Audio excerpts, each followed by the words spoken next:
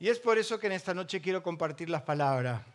Y espero que el Espíritu Santo le hable tan fuerte como a mí. Cuando yo escuchaba a Cristian anoche y nos contaba su vivencia, me di cuenta de lo que es estar tocando fondo. Diga conmigo, tocar fondo. Yo no sé si usted alguna vez en su vida tocó fondo, pero todos nos ha tocado pasar por esa experiencia. Diga conmigo, tocar fondo.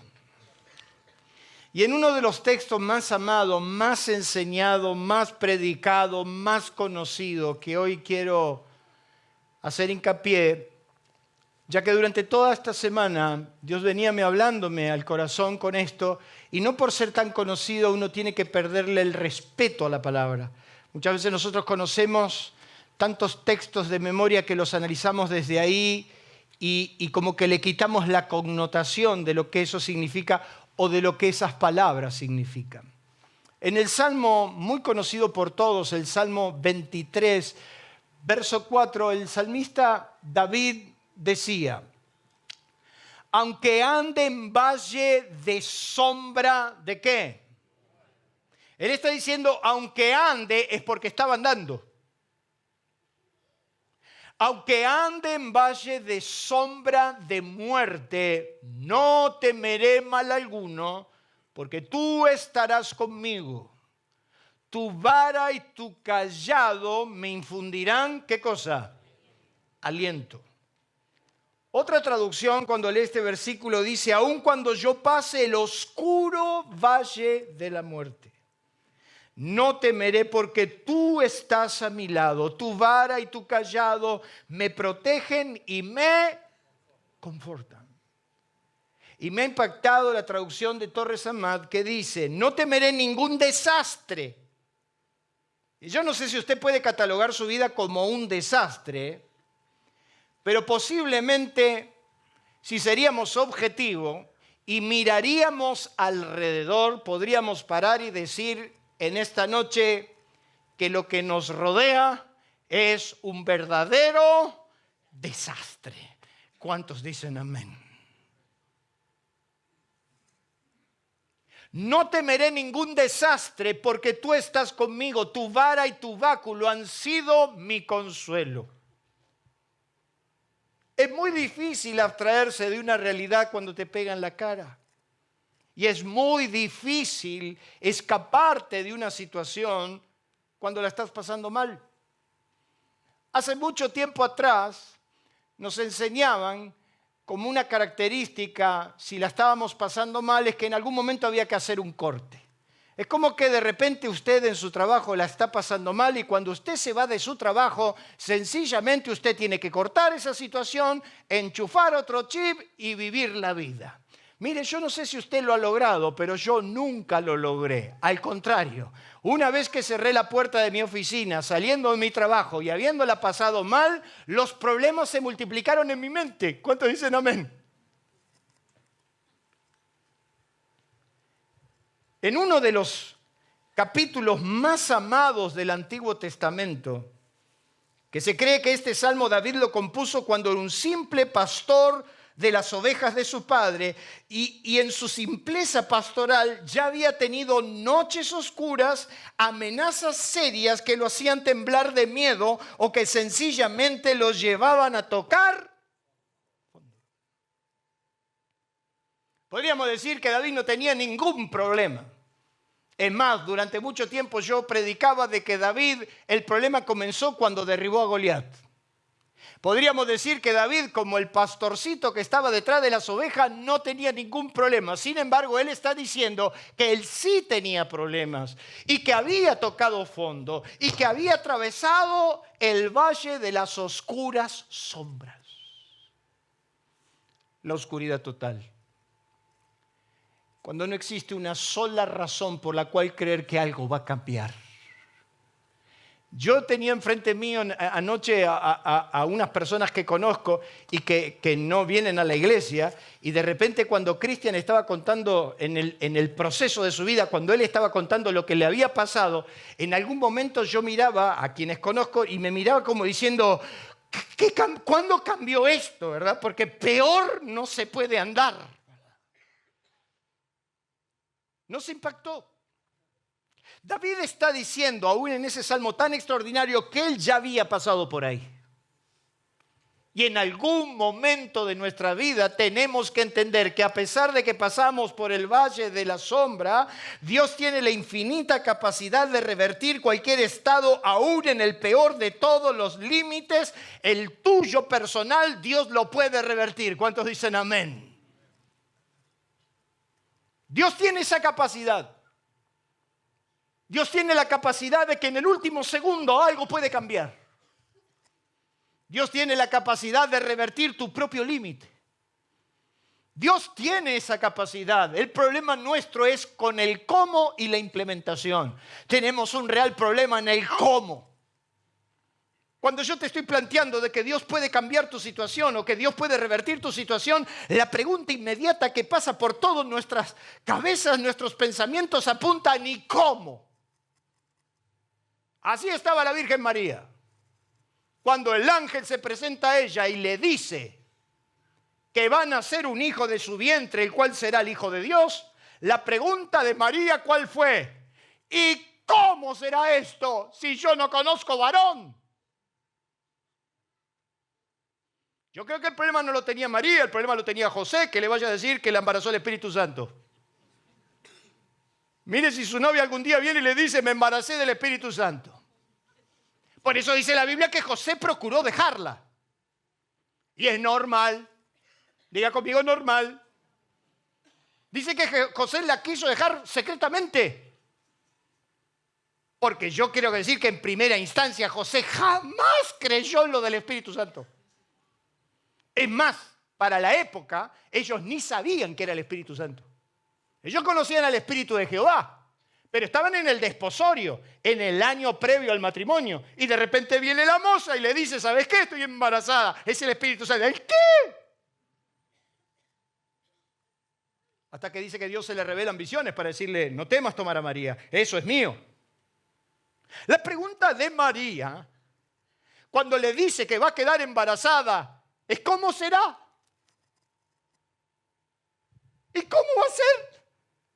¿Y cómo vamos a salir adelante? ¿Y cómo va a mejorar nuestra economía? ¿Y cómo? Pastor, ¿cómo? La problemática de nuestro pensamiento es, haga conmigo así, ¿cómo? ¿Cómo lo va a hacer? Entonces dice la Biblia que María le dijo, ¿cómo será esto? Pues no conozco varón. Respondiéndole el ángel le dijo, el Espíritu Santo vendrá sobre ti y el poder del Altísimo te cubrirá con su sombra, por lo cual el santo ser que nacerá será llamado Hijo de Dios. Y aquí que tu parienta Elizabeth, ella también ha concebido hijo en su vejez, la estéril, esa que todo el mundo llamaba estéril, porque no hay nada imposible para Dios. Esa frase en toda la Biblia se repiten en 3 ocasiones. La primera cuando Sara se mata de risa que iba a quedar embarazada y dice que el ángel le dijo, ¿por qué se ríe Sara? ¿Hay algo imposible para Dios? El problema vos lo tenés con el cómo. ¿Cómo va a suceder? ¿Cómo voy a conseguir un mejor trabajo? ¿Cómo voy a salir adelante? ¿Cómo voy a hacer que mi esposa cambie? ¿Nunca se lo preguntó? Dios puede cambiar tu esposa, no es que te va a dar otra, la puede cambiar. Dios puede cambiar a tu esposo, no por otro, sino que te lo puede cambiar. El problema es que como no tenemos el cómo, nuestro ser mental, nuestro conocimiento se desvaría porque nosotros quisiéramos saber cómo. ¿Cómo va a suceder? Indiscutiblemente cualquiera de nuestros pensamientos iría en línea contraria exactamente a cómo Dios lo diseñó. Entonces quiero decirte que en la práctica, después de 38 años de servicio de Dios, después de haber servido a Dios y conocido a Dios durante tantos años y haberle seguido fielmente, ya he llegado a la conclusión que como el cómo no lo sé, el cómo se lo dejo a Dios. Yo no sé cómo Dios lo va a hacer. Yo no sé cómo Dios te va a cambiar. Yo no sé cómo Dios va a cambiar este país. Yo no sé cómo Dios va a cambiar. Yo no sé cómo Dios va a transformar. Yo no sé cómo Dios lo podía hacer con un hombre como Cristian. Yo no lo sé. Lo único que yo sé es que si Dios dijo que lo va a hacer, no hay nada imposible para Dios. Denle un fuerte aplauso a Dios por eso. El segundo problema que tenemos es con la implementación. Supongamos, como decía un amigo mío, supongando que usted avanza sobre el cómo y ya aprendió a no concentrarse en el cómo. El cómo es de Dios. Dios sabe cómo lo va a hacer. Dios me va a sorprender. Entonces usted tiene que caminar por la vida esperando de que Dios te sorprenda, ¿verdad? Dios te sorprenda. Como le contaba hoy en la clase bíblica a todos los alumnos, cómo Dios sorprendió a Cecilia poniéndome al lado mío. La sorprendió. Ella estaba esperando un ucraniano de su y Dios le trajo este napolitano. Vamos a suponer que usted superó el cómo. El problema es la implementación. Ok, yo estoy dispuesto a entregar el cómo porque la mente del Señor no la puedo entender. Ahora el tema es cómo lo implemento. Y me hace acordar cuando Moisés empezaba a pastorear Israel. Israel no había pasado ni 30 días en el liderazgo de Moisés y todo el pueblo quiso comer carne. Y dice que todo el pueblo extrañó la carne. Y entonces dice que se juntaron en las puertas, escúcheme bien, en las puertas de las tiendas. Yo me imagino que a la mañana se levantaban de las tiendas y los jefes de familia se ponían en la puerta y se miraban. ¿Qué onda? ¿Todo bien? Y el otro le decía, maná otra vez. ¿Otra vez? Maná otra vez. ¿No extrañas las ollas de carne? Y la verdad que sí. No sé para qué nos trajeron acá, si lo único que vemos es el maná. Y encima dijeron, y nuestra alma se seca. Ellos no entendían que en el desierto no había higiene, no había métodos para poder limpiar los alimentos, era un transitar por un desierto, un lugar inhóspito, y Dios les dio sencillamente una dieta equilibrada para que ellos estén fuertes, vigorosos, para que caminen, y le dio el maná, que era como una semilla de culantro, era como un hojaldre que caía sobre la tierra. Claro, usted come hojaldre un día, 2 días, dice que rico el hojaldre, 3 días, 4 días, una semana. Una semana empieza a escupir el hojaldre, ¿verdad? Imagínese tanto tiempo. Entonces dice que ellos tuvieron un vivo celo. Y la gente extranjera colaboró para decir, la verdad que este Dios que vinimos nosotros, no es tan bueno porque al final de cuentas la carne nos da vigor, la carne nos energiza. Es más, no puedo dormir anoche porque no como carne. Yo creo que anoche unos cuantos no durmieron. Yo no voy a hacer una denuncia pública. Pero la Sociedad Protectora de Animales anda buscando un par. Dios me libre la sangre de Cristo. Y eso que nos mandaron un placebo que fueron las empanadas que estaban riquísimas. Yo he visto gente bajar de a 2. Así todo le entraron al chorizo. Y después se comieron esa cosa que hace vos. Yo no puedo entender que vos hagas eso, David. Por el bien de la gente, vos no podés hacer eso, hermano. Pero los vi enchastrar el chimichurri. Arriba del chorizo. Una bomba atómica. Después le cayó el vacío. Y después le cayó la carne, a la cual repitieron con gozo. Y para terminar, nos comimos un bajativo. Te trajeron una paleta así de helado, con una cobertura de chocolate negro. Tenías enormes motivos para no dormir anoche vos. Pero dije que ni durmieron de noche y todo el mundo dijeron, ¿quién nos diera a comer carne? Y entonces dice que Dios llegó a sus oídos y se enojó y le dice a Moisés, mira Moisés, este pueblo otra vez se queja contra mí, ¿sabes una cosa? Le voy a dar carne. Pero no le voy a dar carne ni un día, ni 2 días, ni 3 días, ni una semana. Le voy a dar carne hasta que le salga por las narices. 1 mes entero van a comer carne. Imagínense qué expresión. Eso es cuando usted le dice, no quiero, no, pero esto te hace mal, no, pero quiero, no, pero esto te hace mal. Tu moto reventó. Y Dios, de alguna manera, a su pueblo le dijo, ¿sabes qué? Te voy a dar carne, pero te voy a dar carne hasta que te salga por las narices. Yo te dije que te iba a hacer mal. Y entonces la Biblia dice que trajo Dios un viento, que trajo las codornices, un día de camino para un lado, un día de camino para el otro, y un día de camino para el otro, y otro día de camino. Escúcheme bien, el campamento tenía 2 millones de personas, en La Matanza vivimos 2 millones de personas. O sea que el campamento de Israel era como el tamaño de La Matanza. Si cayeron codornices, un día de camino para un lado y un día de camino para el otro y un día de camino, y dice la Biblia que alrededor de 50 centímetros de altura, el que menos juntó fueron 10 metros cuadrados por 50 centímetros de codornices. Angurriento. La Biblia los trató de codiciosos, porque no tenían la carne entre los dientes, que la ira de Dios se encendió y consumió un extremo del campamento. Cuando Dios le dice a Moisés, te voy a dar carne, Moisés dice, 600.000 hombres son de a pie y tú me dices que le vamos a dar carne, que se desgollarán tantos animales para darle de comer a tanta gente, o se secarán todos los pesos. ¿Qué le estaba diciendo Moisés a Dios?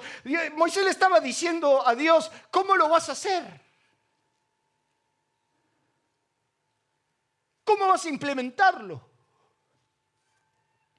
Y Dios le dice, ¿acaso mi mano se ha cortado? ¿Cuál es tu problema, Moisés? El problema que vos tenés es que no te da la capacidad para pensar que cuando yo determino hacer algo y cambiar el curso de una persona, de una familia, de una economía, de una nación, de un país, de una iglesia, no hay nada que pueda contra mí. Den un fuerte aplauso a Dios por eso.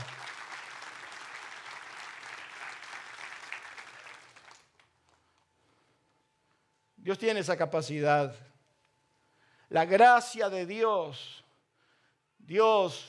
su gracia, puede manifestarse y cambiarlo todo. Y yo soy testigo de eso. David dice, aunque yo ande, aunque yo haya tocado fondo, mi fin no está resuelto. Entonces me gustaría que entendamos lo que vivió este simple mortal. Y lo primero que yo tengo para anotarle que lo que él vivió fue una provisión, que dice ahí, sobrenatural. Cuando usted empieza este salmo, y si usted tiene su Biblia abierta en el Salmo 23, pero lo sabemos de memoria, ¿cómo empieza este salmo? Jehová es mi pastor, ¿y qué? Nada me faltará. ¿Qué está diciendo? Yo he sido testigo de la provisión sobrenatural. Eso es lo que escapa tu sentido, tu cálculo racional. Es lo que no te da la resta y la suma. Es lo que no se puede manejar y sencillamente te sorprende porque viene de Dios. Es lo que de repente te cae y tus cálculos racionales no pueden contra eso. Porque no es normal. Porque no es habitual que 110 hombres se coman 140 kilos de carne. Lo que sucedió ayer fue algo sobrenatural. Cuando David decía, Jehová mi pastor es mío y nada me faltará, está diciendo, no está hablando del cálculo racional, está hablando de que él tiene un Dios que va a hacer de que nunca, pero nunca falte nada. Isaac era un pillo, un malcriado. Era tan malcriado que hasta el mayordomo de Abraham, el padre, le tuvo que buscar mujer porque no tenía ganas ni de buscarla. ¿Se acuerda usted de la historia bíblica? Dice que Abraham lo llamó al mayordomo y le dijo, anda a buscarle mujer a este opa que está dormido. Perdónenme la palabra, acá la hablamos así nosotros. Mira, este Isaac está dormido, es medio... Y dice que el mayordomo se fue a buscarle mujer. Y le encontró a Rebeca, que era un Fórmula 1. Rebeca era Verstappen con el Red Bull. Rebeca era brava, ligera, viva, despierta. Todo lo que le faltó a Isaac se lo agregó ella. De hecho, que ella se esfuerza por mostrar que podría brevar los animales y no, y se movió, y en cuanto el mayordomo le contó cómo Dios lo había mandado y cómo Dios le había confirmado, y fueron del padre y le dijeron todas las cosas, Rebeca ya se había preparado la mochila. ¿Usted lo leyó?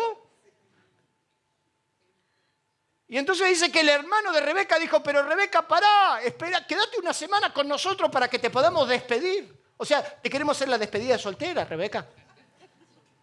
Rebeca ya estaba arriba del burro, diciendo, yo me voy. Como el cuento de la Andricina, que no vale el caso mencionar, ese que dice que fue al gallinero, la primer gallina que se le casó. Rebeca, el primero que casó, se fue. Isaac fue siempre así, medio cómodo, medio quedado. Siempre vivió, yo voy a decir una palabra que va a ser fuerte, pero que no es fuerte. Si usted tiene la cabeza desviada, es su problema, no mío. Pero Isaac siempre vivió de la teta del padre. Yes. Siempre vivió de la bendición de Abraham. Pero el tiempo era muy cómodo y ya estaba grandecito. Porque ya estaba grandecito cuando ocurre lo de Génesis capítulo 26. Abra su Biblia, Génesis capítulo 26, porque en un momento de su vida le viene el hambre. ¡Ah! Qué bueno cuando viene el hambre, ¿no? ¿Cuántos dicen amén? No le gusta a usted. ¿Cómo valoramos el pan que comemos, verdad? Ah, cuando viene la dificultad, qué linda que son las cosas que teníamos y hoy no las tenemos. Empezás a extrañar. Mire, yo cuando me casé y me fui a vivir con mi esposa, cómo extrañaba los porotos de mamá. Hoy mi mujer hace mejor. Pero cómo se extraña, ¿verdad? Y yo sé que ella extrañó mucho más. Cuando se casó, cuando vino a vivir conmigo, ella extrañó mucho a su padre porque el padre es un genio que arregla todo en la casa. Se rompe el lavarropa, el padre arregla, se rompe el enchufe, el padre arregla. A mí me dice, se rompió el lavarropa, ¿y qué quiere que haga?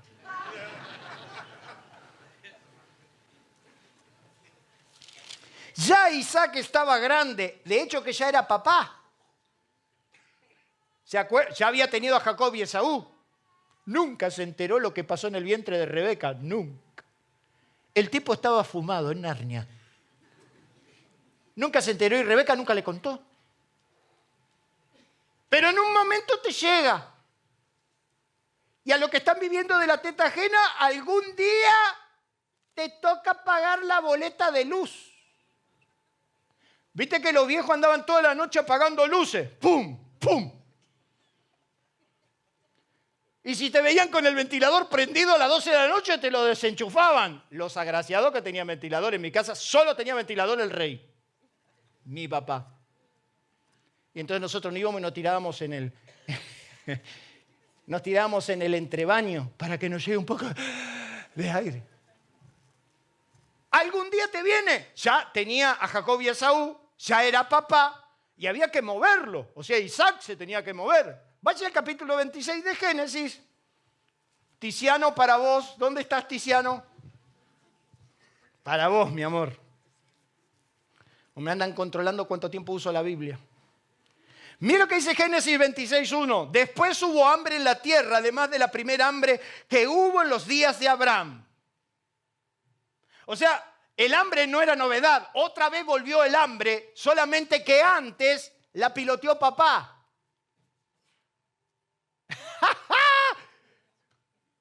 Acá hubo hambre siempre, hermano.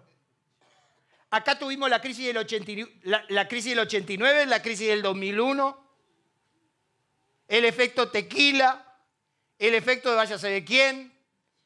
Después tuvimos la pandemia. Hambre siempre hubo. El problema es que había otro que corría. Antes, acá dice que hubo hambre otra vez, pero que el hambre lo había manejado el padre, Abraham. Y se fue Isaac a Abimelec, rey de los filisteos, en Gerar.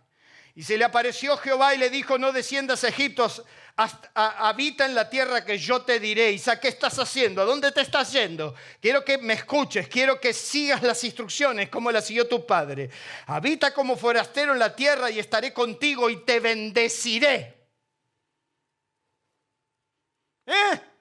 Sí, te bendeciré. Una palabra que el padre estaba acostumbrado a vivir, pero él que nunca había vivido.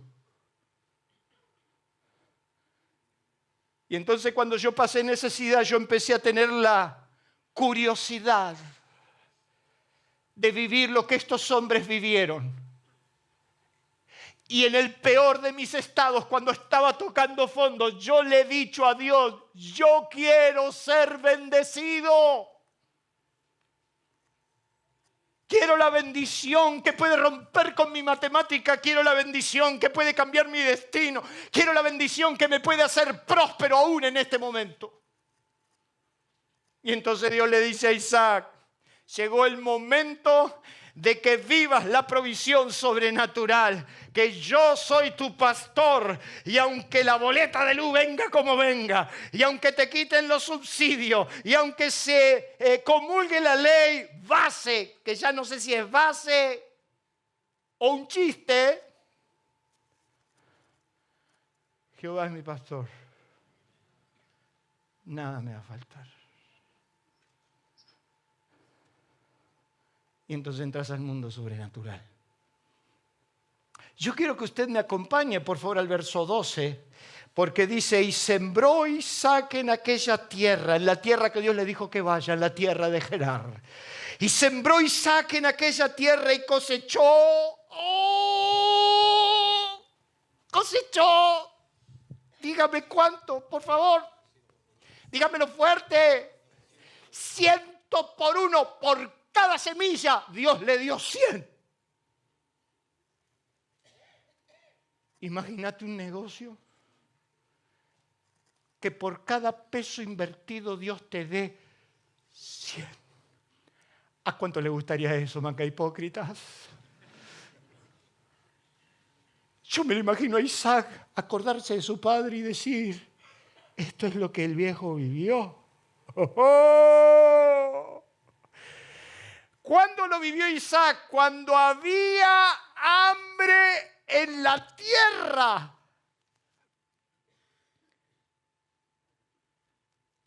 A Dios no se le cree en la abundancia, muchachos.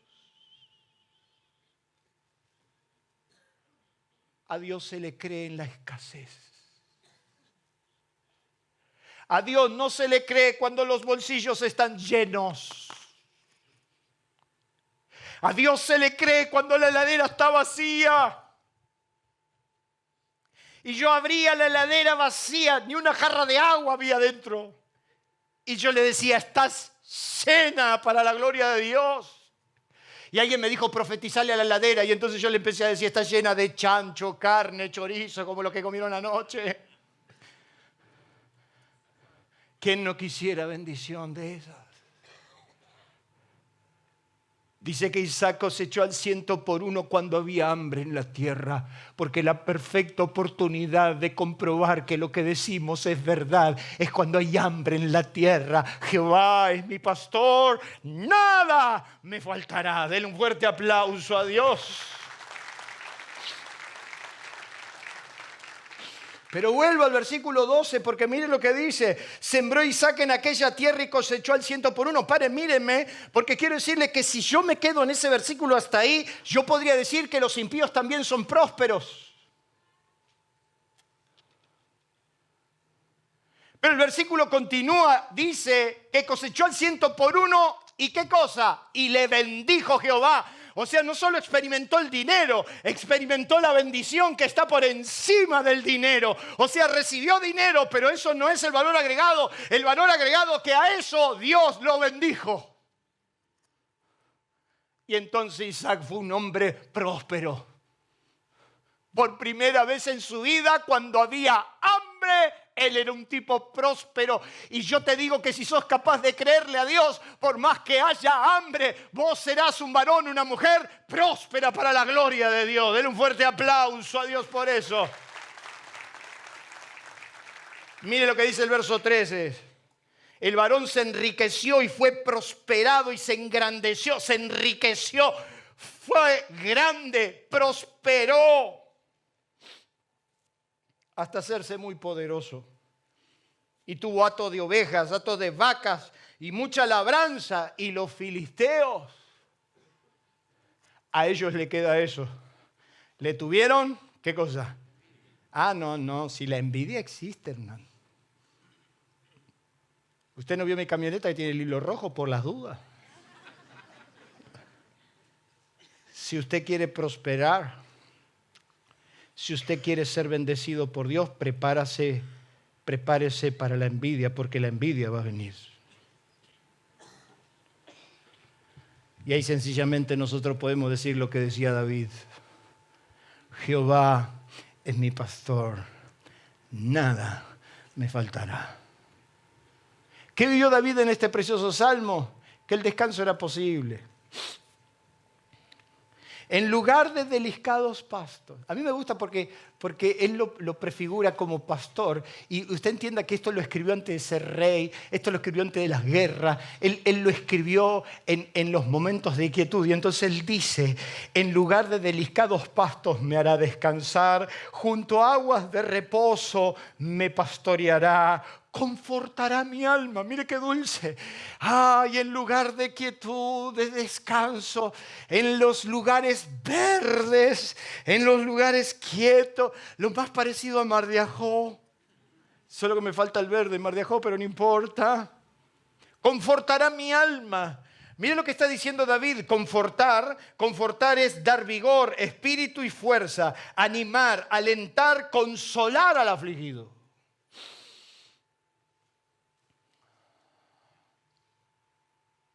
Uno de los problemas más grandes que tiene la ciencia de hoy es tratar de ayudar al hombre a conciliar el sueño. El verdadero problema que tiene nuestra generación es que nos cuesta dormir. Sé si vos no, pero levanten la mano todos los que le cuesta dormir. No, si esa mujer tiene una paz increíble. Cuando nos juntamos a desayunar le digo: tenés una paz, mujer. La mayoría de los mortales, por preocupaciones, por estrés, por diferentes situaciones, muchas veces no logramos no solo alcanzar el descanso físico, sino que nos cuesta mucho nuestro descanso mental y psíquico. Nos enredamos en cosas que muchas veces no logramos la quietud, el reposo. Y tenemos un problema, porque las células de nuestro cerebro que dan nutriente a nuestro cuerpo solo se reproducen en el descanso.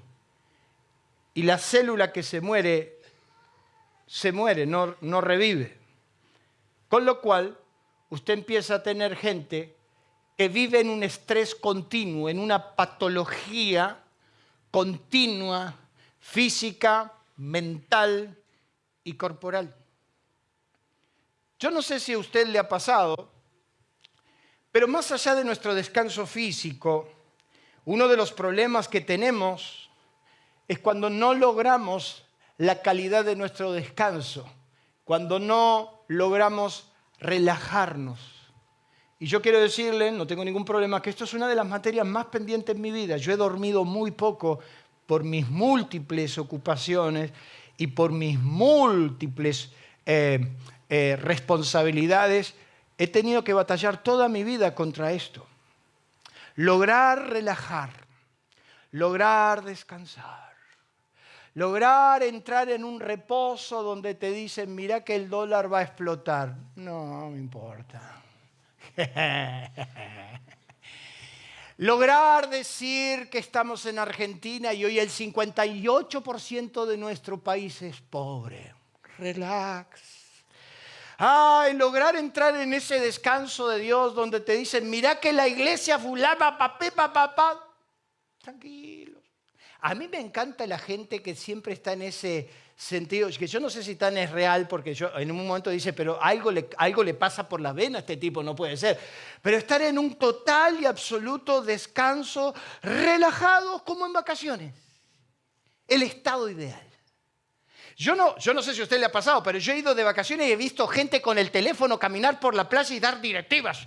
Y estar todo el tiempo conectados, 100% todo el día. Y ese es el problema que tenemos. Estamos totalmente todo el tiempo tan conectados que nunca logramos. Y entonces Jesús dijo, vengan a mí todos los que están trabajados y cargados, que yo los haré.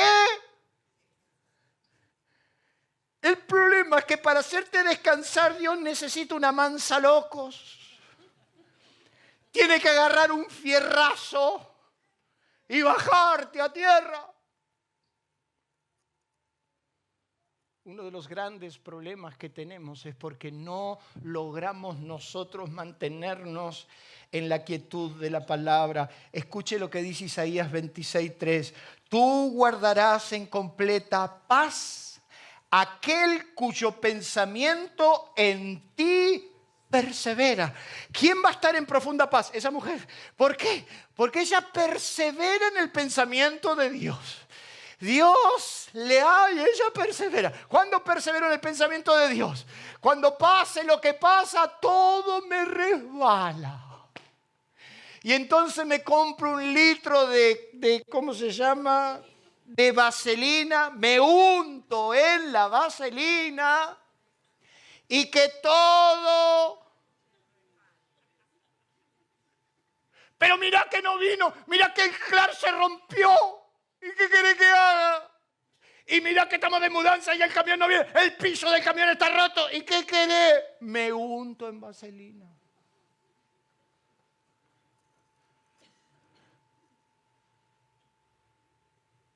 En lugar de delicados pastos, me hará descansar junto a aguas de reposo.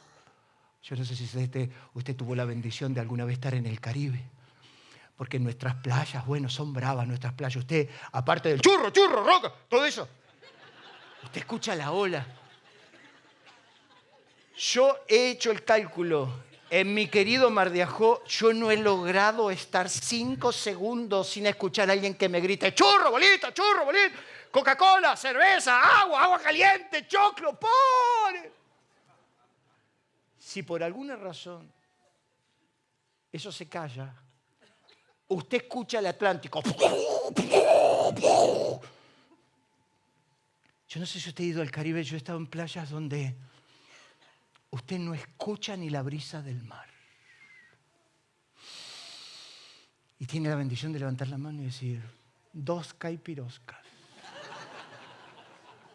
Y así ni abre los ojos, ¿verdad? Un día estaba con un mexicano y yo escuchaba unas lanchas. Yo estaba en una playa solo de adultos y una playa muy exclusiva. Yo tenía un mayordomo, entonces el mayordomo venía y me decía, mande, ¿para qué? ¿Qué necesita? Que vengas cada media hora, flaco. Le digo, no me moleste más. Y entonces le digo, me parece que hoy las lanchas están haciendo mucho ruido. A los 2 minutos abro el ojo y veo que rajaron todas las lanchas para el otro lado. Qué lindo, ¿verdad? En lugar de delicados pastos, en aguas de reposo, cuando no pasa nada, cuando usted siente la suave brisa, usted mañana abre el Clarín y encuentra un mundo de sensaciones. y ni le cuento si ve lo que está pasando en la política, y entonces usted encuentra en este momento de que perseveran en el pensamiento de Dios. O sea, mantenerte en el pensamiento, decir, me unto en vaselina y que todo... Ahora, usted no va a ir a hacer ante una orden de su jefe, por ejemplo, me unto en vaselina.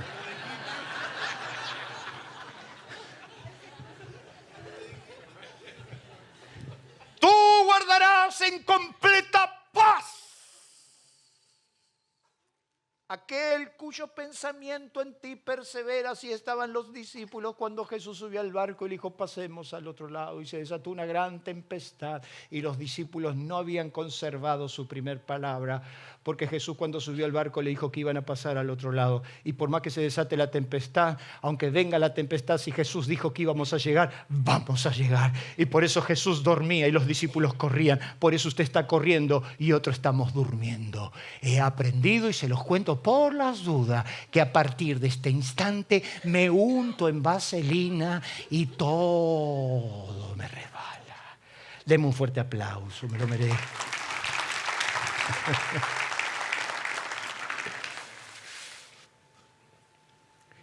Jehová es mi pastor, nada me faltará. En lugar de delicados pastos me hará descansar. Voy a descansar. Mujer, mujer, a ti te digo. O me das media hora antes de dormir y me voy yo primero, o voy a descansar. Lo tercero que vivió este simple mortal es que él tuvo enemigos reales. Yo no sé por qué el cristianismo insiste en enemigos imaginarios. Yo no sé por qué la gente anda zapalaca, laca, luco, echando a los demonios y no puede con la boleta de luz. Yo no puedo entender ese cristianismo que siempre está mirando enemigos imaginarios, dragones, demonios que entran y no puede con lo visible, no puede con su matrimonio, no puede con sus hijos. Yo quiero los enemigos reales. Yo necesito comprobar a Dios en los enemigos reales, ahora. Cuando bajó la inflación, pero subió el estancamiento económico. La sábana corta. Yo quiero pelearme con los enemigos reales. Yo me peleo con la FIB, yo me peleo con renta, yo me peleo... Ayer estaba mi contador, la gracia de Cristo. ¿Quién invitó a mi contador a la cena? Qué bendición, porque tenía como 7 empleados y mi contador y pude pararme. Porque lo que vivo en la empresa lo vivo acá y lo vivo en mi casa. Y no ando ocultándome. Diga conmigo enemigos reales.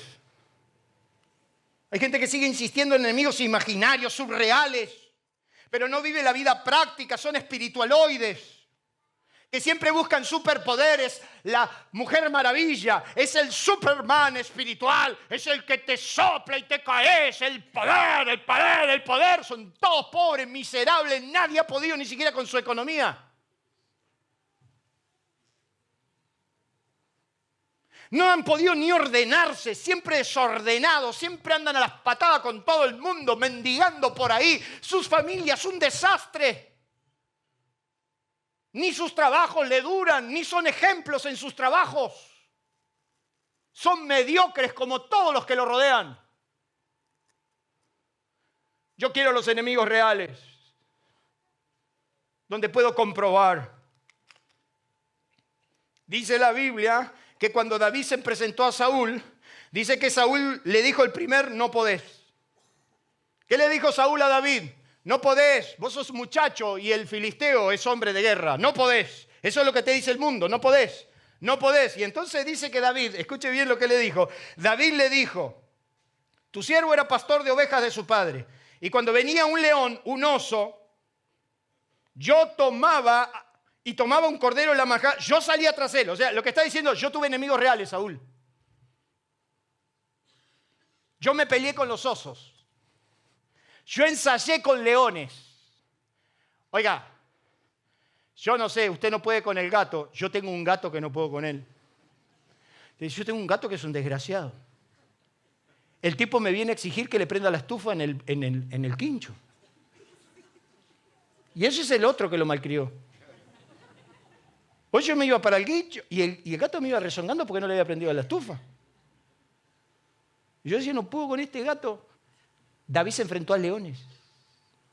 Enemigos, diga conmigo, enemigos reales. Una suegra, un cuñado bravo. Hijos rebeldes. Tu siervo era pastor y cuando venía un oso y un león y agarraba un cabrito, yo lo iba a buscar. Y yo lo sacaba de sus garras. Pero muchas veces, dice David, no pasaba eso. Muchas veces me enfrentaban a mí. O sea que hay muchas veces que vas de atrás y muchas veces vas de frente. A los enemigos muchas veces hay que enfrentarlo de atrás o de frente, pero hay que enfrentarlos. Muchas veces vas a correr detrás de tus enemigos porque se te llevaron un cordero, pero muchas veces dice que los leones y los osos venían frente a él y lo enfrentaban. Hay enemigos que se te manifiestan de frente y hay enemigos que te van por atrás. El que tiene oído para oír. Entonces dice, pero cuando venía el oso o el león y me enfrentaba, yo lo agarraba y lo desgajetaba. Yo he tenido enemigos reales. Y como gané en el campo real, también puedo ganar en el campo surreal. Si yo pude con osos y con leones, yo puedo con este filisteo incircunciso. Él tuvo enemigos reales. Y cuando tú puedas con tus enemigos reales, cuando puedas vencerlo y comprobar lo que dice la palabra, cuando vayas a la batalla, si vienes carros más grandes que los tuyos, enemigos más grandes que los tuyos, no te hagas problema, yo estoy contigo, porque acontecerá que tus enemigos saldrán contra ti y por 7 caminos huirán delante de ti. Denle un aplauso a Dios por eso.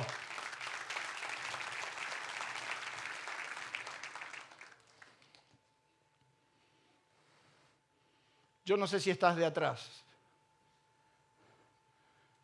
Yo no sé si estás corriendo de atrás o estás yendo de frente. Lo único que te puedo decir es que no te rindas nunca, porque la batalla hay que darla.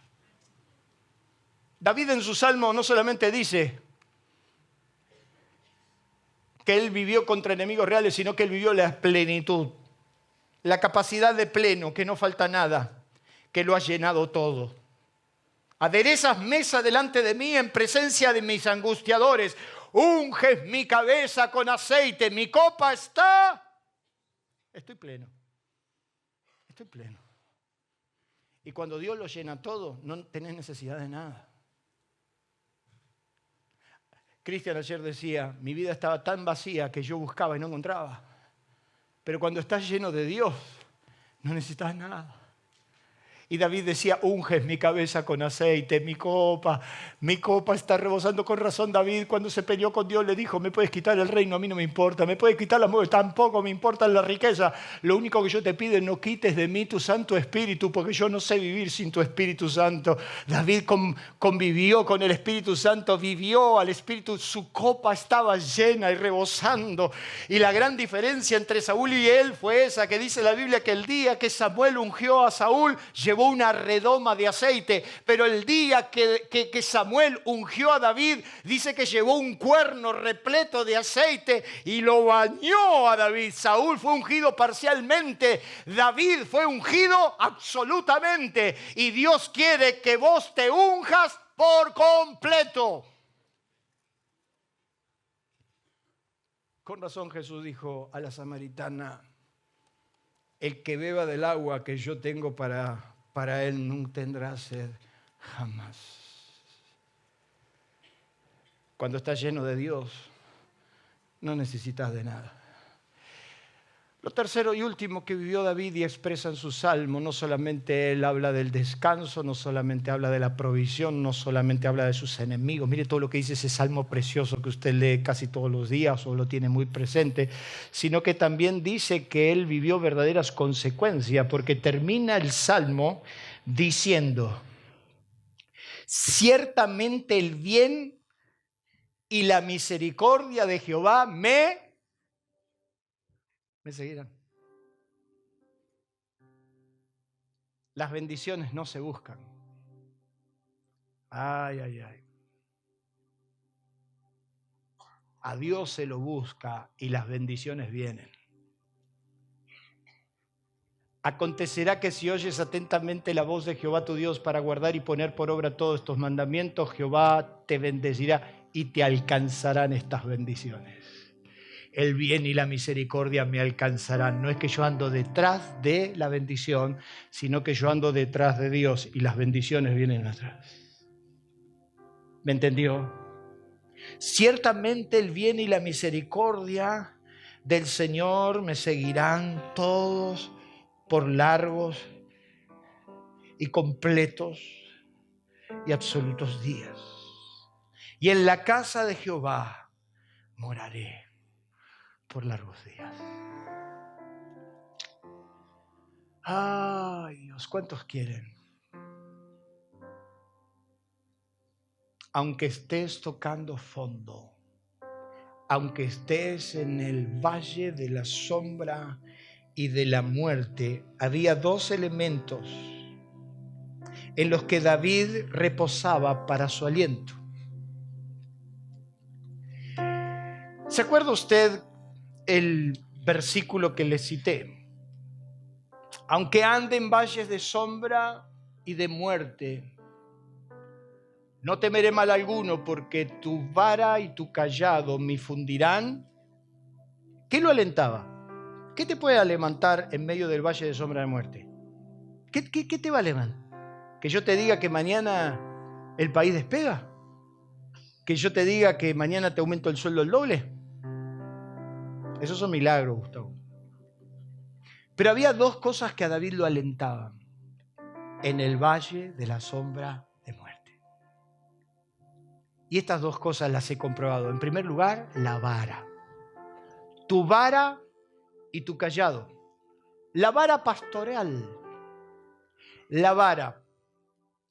La vara era una herramienta corta y pesada usada por los pastores para proteger el rebaño de los depredadores y para mantener en orden las ovejas. Podía ser usado como una especie de arma para defender el rebaño de los animales salvajes. Todo pastor tiene una vara. Yo estoy buscando la mía, Dani. Traté de conseguírmela porque tengo un par que abrochar. Pero todo pastor tiene una vara.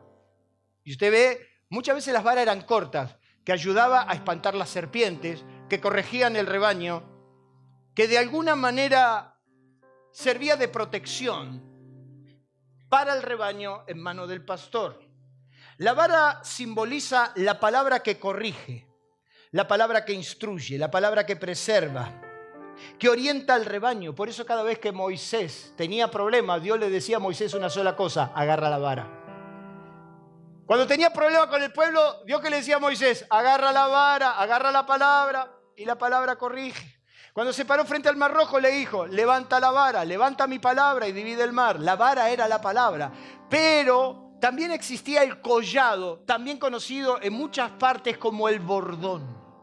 De hecho, que cuando Israel sale de Egipto dice: y comerán la Pascua así, ceñidos vuestros lomos con el bordón en la mano. El bordón, o el cayado pastoril, pero más conocido como el bordón, era largo, curvo al final, generalmente sobresalía la estatura del hombro, cuya insignia que se le ponía al final representaba el rango y la autoridad familiar. Normalmente, ¿qué hacía el padre de familia? El cayado familiar se le ponía o se le encriptaba el nombre de la familia que representaba.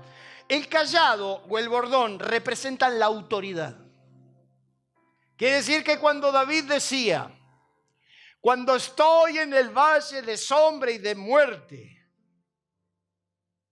tu vara y tu cayado me infundirán aliento, está diciendo: cuando estés tocando fondo, cuando las cosas no estén bien, cuando haya oscuridad en tu camino, cuando las cosas tienen que revertirse, mi palabra y mi autoridad te van a dar aliento. Por eso es que tenés que correr a la palabra. Por eso es que tenés que correr a la autoridad que Dios te dio. Y cuando las cosas tienen que cambiar, anda a la palabra. Párate en la autoridad que Dios te dio y reclama tu promesa. Y decís: Señor, tú has dicho, toda autoridad te es dada en el cielo y en la tierra. Por tanto, yo voy en tu autoridad. Yo voy en tu dirección. Termino en esta noche diciendo que Dios puede asegurarte el éxito en toda circunstancia, aún en las extremas, cuando estés tocando fondo. Solo depende. ¿Qué dice ahí? ¿Qué te va a garantizar el éxito? Los principios que elijas. ¿Cuáles son tus principios? ¿Cuáles son tus principios? Por eso ahí tenemos un mundo desesperado. Y la gente dice: hay que ir a buscarlo. No, no hay que ir a buscarlo, tienen que venir. Y se tienen que arrepentir como yo me arrepentí, como vos te arrepentiste. Ayer Cristian nos contaba que él pasó por una iglesia chiquita, una iglesia humilde, lo que fuera. Y él dijo: yo me meto ahí adentro para pelear por mi vida. Tu vara y tu cayado me infundirán. Hay una sola razón por la que sigo de pie. Hay una sola razón por la que seguís de pie. Yo tengo mis enemigos reales. Yo atravieso el valle de la sombra y de muerte, pero la palabra me sigue alentando y me sigue diciendo: que Él es mi proveedor y que nada me va a faltar, y que en lugar de delicados pastos me hará descansar, confortará, alentará, sanará mi alma herida, y Dios sanará cada herida que el pecado causó. Cierre sus ojos, incline su rostro, y si estás tocando fondo, y si tu vida es un desastre, y si es hora de cambiar, y si es hora de entrar en el descanso, y si es hora de conocer al Dios de la provisión sobrenatural, y si es hora de cosechar al 100%, y si es hora de enfrentar los enemigos reales, si es hora de atravesar el valle de la sombra y de la muerte, la palabra y la autoridad te infundirán aliento. Levante su mano donde está y dígale: Señor, yo quiero tu palabra, yo quiero tu autoridad, yo quiero, Señor, vivir como Isaac, vivir como David. Señor, yo quiero entrar en tu descanso. Quiero dormir en la tempestad. Quiero dormir en medio de la tormenta. Quiero descansar. Y por eso yo te pido que aquietes nuestros pensamientos. Que aquietes nuestros malos pensamientos, para que podamos entrar en tu descanso, para que podamos dormir en la tempestad como dormías en la popa. Señor, yo el cómo te lo dejo a vos, y la implementación también. Yo no sé cómo vas a arreglar mi vida, yo no sé cómo vas a implementar los cambios. Yo el cómo te lo dejo a vos. Yo la implementación te la dejo a vos. Yo lo único que quiero saber, que no hay nada imposible para vos. Y yo quiero dormir en esta tempestad. Y aun cuando el barco se está partiendo, Señor, déjame dormir en la popa como dormías vos, Señor. Quiero descansar en mi valle de oscuridad.